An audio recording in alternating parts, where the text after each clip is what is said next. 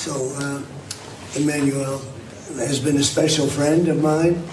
We've had a fantastic relationship. We've worked on many deals together. I'm very happy to say very signed.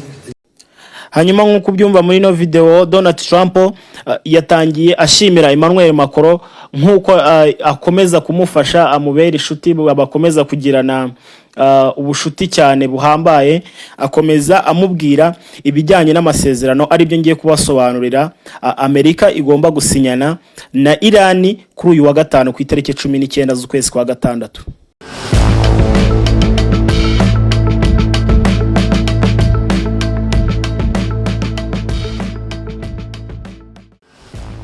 Hi everyone, ikaze kuri YouTube channel yanjye ari nayo yanyu yitwa Fisher TV. Ndagushimira wowe wakanze kuri subscribe, ndagushimira wowe udahwema gukurikira ibiganiro ducisha hano umunsi ku munsi. Ndagusaba gukanda kuri subscribe niba utarabikora kugira ngo ibindi biganiro bijya bica hano ujye ubibona kandi ubibonere ku gihe. Ndagusaba ko gusharinga ino video kugira ngo uyisangize abandi, ubabwire bakande kuri subscribe kugira ngo nabo baze mu muryango wacu bajye bakubasha gukurikira ibiganiro byacu bica hano kuri Fisher TV.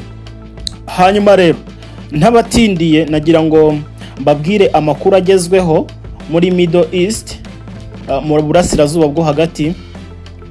Ku mugoroba w'ejo ku itariki 15 z'ukwezi kwa gatandatu nibwo Donald Trump yagiranye ikiganiro na Emmanuel Macron, perezida w'Ubufaransa, aho baganiriye mbere yuko habaho inama yari igiye guhuza ibihugu bikomeye birindwi ari cyo bita G7.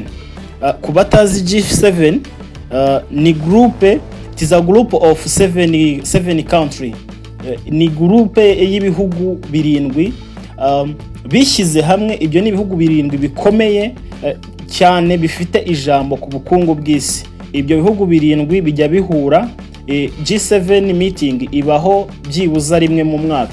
Birahura bikaganira ku bukungu, aho ubukungu bahagaze, bukaganira bukareba ese ni igiki gikenewe ku isi, ni igiki kigomba gukorwa. Ikindi hakiyongeraho bakareba uko ikirere gihagaze, bakareba kuri icyo twita climate change, bakareba uko ikirere n'ihindagurika ry'ikirere rimeze, ibyakorwa. Nibwo ujya wumva ukumva hari imyanzuro imwe n'imwe yafashwe igafatwa n'ibi bihugu birindwi. Dusubiye inyuma, ubundi mbere byari G8, ariko Abarusiya baza kuvamo mu mwaka wa 2014, baza kuvamo rero bireka kuba G8 biba G7. Iyi G7 kandi, iyi G7 ndagira ngo mbabwire bimwe mu bihugu biyigize. Ibi bihugu ni n'ubundi ni ibihugu bivuga bikijyana. Igihugu cya mbere murabyumva n'ubundi ni Abanyamerika, United States.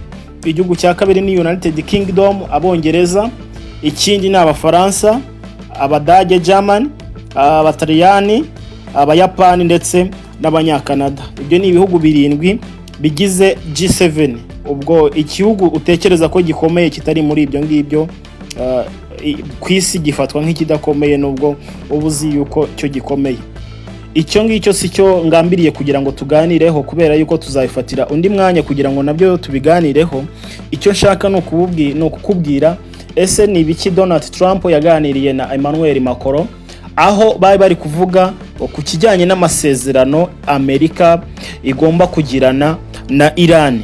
Aya masezerano aravuga iki? Aya masezerano mbere yuko tuyavugaho ndagira ngo manze nkubwire ubundi Donald Trump yavuze iki. Yaravuze ngo amasezerano hagati ya Amerika na Iran bisa nkaho byarangiye uretse gushyirwaho umukono. Yego, akavugwa yuko mu buryo buri official umuhora wa Hormuz uzafungurwa ku itariki 19, ubu ni kuri uyu wa gatanu. Hanyuma rero bivuze yuko mu buryo bw'inyandiko ibyo ngibyo byarangiye, amasezerano yarangiye gusinywa, ariko mu buryo official buzabaho kuri zino tariki 19. ni ukuvuga ngo iyi inzira y'umuhora wa Hormuz uzaba unyurwamo mu buryo butaziguye guhera ku itariki 19. hanyuma rero ubundi muri make amasezerano avuga iki? Amasezerano aravuga yuko Irani na Amerika bigomba guhagarika ibikorwa bya gisirikare. Irani na Amerika bigomba guhita bihagarika ibikorwa bya gisirikare, ubwo no kuvuga ngo kurwana, guterana iki, ibyo byose bigomba guhita bihagarara. Ikindi kandi ibibazo bigomba gukemuka, bigomba kuganirwaho mu minsi 60 niyo igomba gufata kugira ngo ibintu bikomeye byose biganirweho. Ndaje mbabwire ese ibyo bikomeye ni ibiki, ese Irani iraza kungukira. Ikindi ni ugufungura umuhora wa Hormuz. Aya masezerano nayo arimo kugira ngo ubwato bw'ubucuruzi bwongere bugende habe inzira nyabagendwa. Hanyuma ikindi, amasezerano avuga yuko Amerika igomba gukura igisirikare cyayo aho yari ifite ibirindiro. Amerika igomba gukura igisirikare cyayo ku byambu byose bihuza Iran. Ikindi, amasezerano avuga yuko Iran igomba guhagarika ibikorwa bya nucleaire. Ni ukuvuga ngo icyo kibazo cyo gutegura ibitwaro bya kirimbuzi kigahita kigira gute gihagarara. Ubwo no kuvuga ngo Iran iyo yemeye muri aya masezerano yemeye kwita igabanya guhagarika gukora uranium. Ubwo nuko muri ibi biganiro niko Iran yavuze.